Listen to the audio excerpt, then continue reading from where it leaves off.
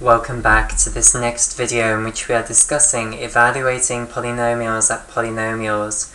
Okay, so we're currently in the process of trying to prove that this evaluation map, where we evaluate all polynomials at another polynomial, is in fact a homomorphism from the ring of polynomials to the ring of polynomials. Okay, so we've so far proven additive compatibility. We next need to prove multiplicative compatibility. Okay, so what we need to prove then is that for all polynomials that you can possibly come up with, that if you firstly multiply two polynomials together and then apply the map, you get the same answer as if you firstly apply the map to the two polynomials and then multiply them in the codomain. Okay, so I will just now write out the polynomials straight away in their explicit form. Okay, so phi of my polynomial a here, which is the sum over I, ai, x to the I, multiplied with the polynomial b, which I'll call the sum over j, bj, xj. It's good to have different indexes when you're doing multiplication, which is why I'm using I and j rather than just I and I. Okay, we want to prove that this is equal to, and I'll just move this up now. We want to prove that this is equal to phi of the sum over I, ai, x to the I here, times phi of the sum over j, bj, xj. Okay, like so, where again this multiplication here is in the ring of polynomials over the ring capital R, so it's being denoted in orange. Okay, right, so we don't know yet that this is true, so I should put a little question mark there. What we want to do is prove that this is true. So, again, same tactic, just develop both sides, try and show that they're equal to one another. Okay, so we'll work firstly on the left-hand side here. So firstly, how do we multiply two polynomials together? Well, remember the way that you multiply two polynomials together is you imagine going from having the polynomials in their cold, hard, symbolic form to thinking of this as being the monomial decomposition. Okay, so you go from viewing this sum as being the cold, hard sum, symbolic sum, to actually being a real sum in the ring of polynomials. Okay, once you've defined addition, it becomes possible to decompose any polynomial into a sum of monomials where the addition is real addition in the ring of polynomials. Okay, and indeed, that's what's so beautiful about this, that as it's in its monomial decomposition, it looks exactly like in its cold, hard, symbolic form, except that the sum has changed its meaning, basically.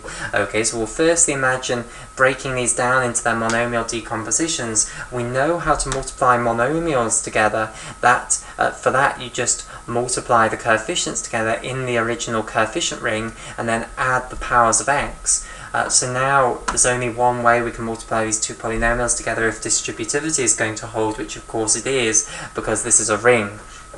Okay, so to work this out then, what we get is that it will be phi of, and now we'll get the sum over I, the sum over j, and then we'll have the coefficients multiplied, ai times bj, and then it will be now in front of x to the I plus j.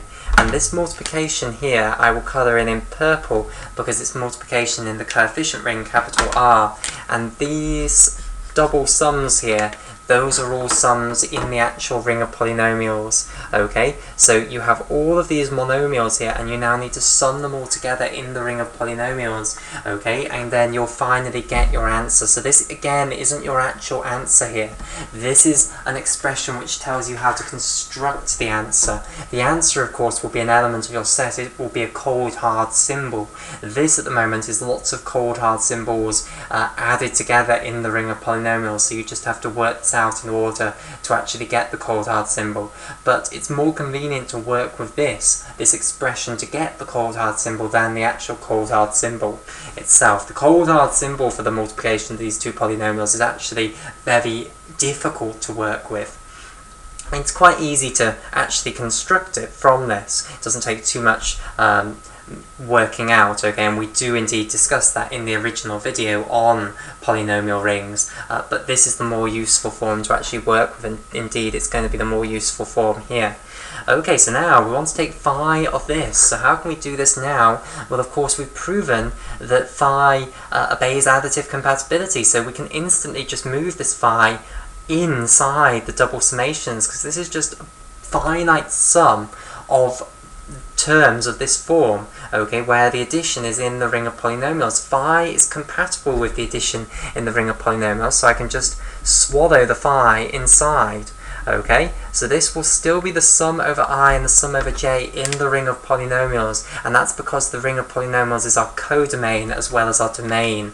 Okay, but implicitly what's happened here is you've switched from this being addition in the domain to addition in the codomain, but of course our addition and our codomain are the same, and now we'll take phi of what we've got in here, which is ai times bj in front of x to the I plus j, like so. Okay, where these two are multiplied together at the moment in the initial ring capital R. Now, how do we apply phi then to this? Well, of course, what we just do is substitute in for x, our polynomial, p of x. Okay, so this becomes, and I'll have to write it here because I'm running out of space, the sum over I, the sum over j, where we'll colour those in orange, because they are additions in the polynomial ring.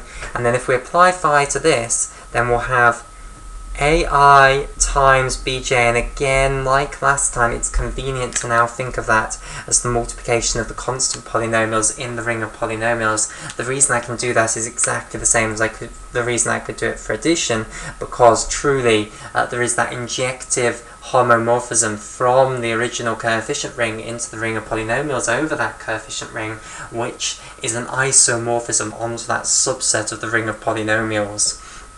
Okay, so addition and multiplication are truly compatible. Okay, and then we'll have times p of x to the power of I plus j here, like so, where this is now multiplication in the ring of polynomials, and taken to the power of I plus j is done in the ring of polynomials. Okay, so here's my answer from developing the left-hand side. Now let's have a go at developing the right-hand side here and see if we can arrive at this expression. So if we work on the right-hand side then, applying phi to this polynomial here, well, of course, we can just apply the definition straight away here. This will become the sum over I of ai times p of x to the power of I. Okay, where this sum has become the sum in the actual ring of polynomials. This multiplication is now the multiplication in the ring of polynomials. This taken to the power of I is taken to the power of I in the ring of polynomials. Okay, now we're multiplying this in the ring of polynomials with phi of the polynomial b here, so that'll be the sum over j, bj times polynomial p of x to the power of j, like so. So this is a sum in the ring of polynomials, this is multiplication in the ring of polynomials, this is taken to the power of j in the ring of polynomials, and of course this multiplication in the middle is multiplication in the ring of polynomials. So I now need to multiply this great big sum of things in the ring of polynomials with this great big sum. I can just apply distributivity to this and multiply these things, all of these things, with all of these things, and what would I get? Well, look, I'll get this, the sum over I, the sum over j, and then every single one of these multiplied with every single one of these, just rearrange it, because of course multiplication obeys associativity and commutativity.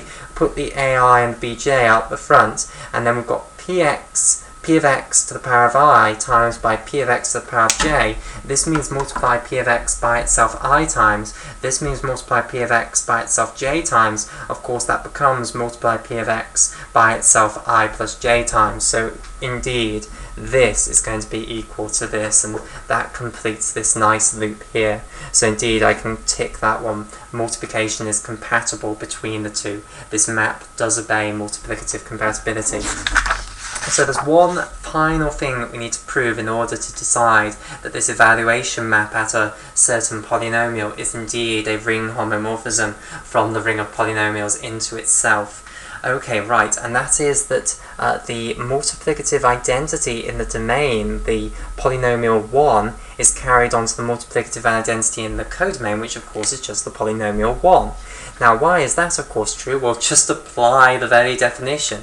If you do evaluate this polynomial 1 at p of x, it does not change it in the slightest, okay? Because there are no powers of x. All of the constant polynomials are carried onto themselves by one of these evaluation homomorphisms. So truly 1 is not going to change when we apply this evaluation homomorphism. So yes, the multiplicative identity does go onto the multiplicative identity. So indeed, we have proven the 3 axioms of a ring homomorphism. So I can conclude that the evaluation homomorphism pertaining to any polynomial p of x is a homomorphism from the ring of polynomials to the ring of polynomials.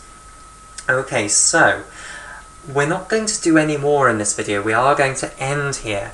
This video was not an end in itself. It was a means to an end. It was to give us a tool that we will use in previous videos. Sorry, not in previous videos, in upcoming videos. Okay, so I'm sorry if you found it a little bit boring, but this was necessary. Okay, it was necessary to rigorotize something that I'm sure you will have met before in classical algebra, but it needed doing. We needed to rigorotize this concept that you could stick in another polynomial into one polynomial and then get another polynomial. Oh, and by the way, that just reminds me that actually, of course, there is more normal nomenclature here.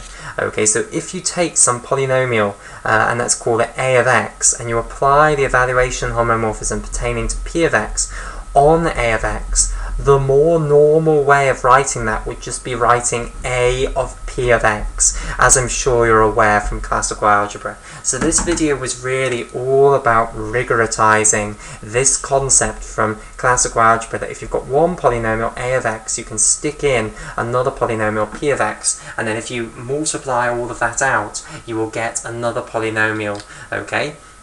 That was what we wanted to rigorotize, and it needed rigorotizing, and we will use this fact that this forms a beautiful ring homomorphism in upcoming videos. Okay, so we'll end it there.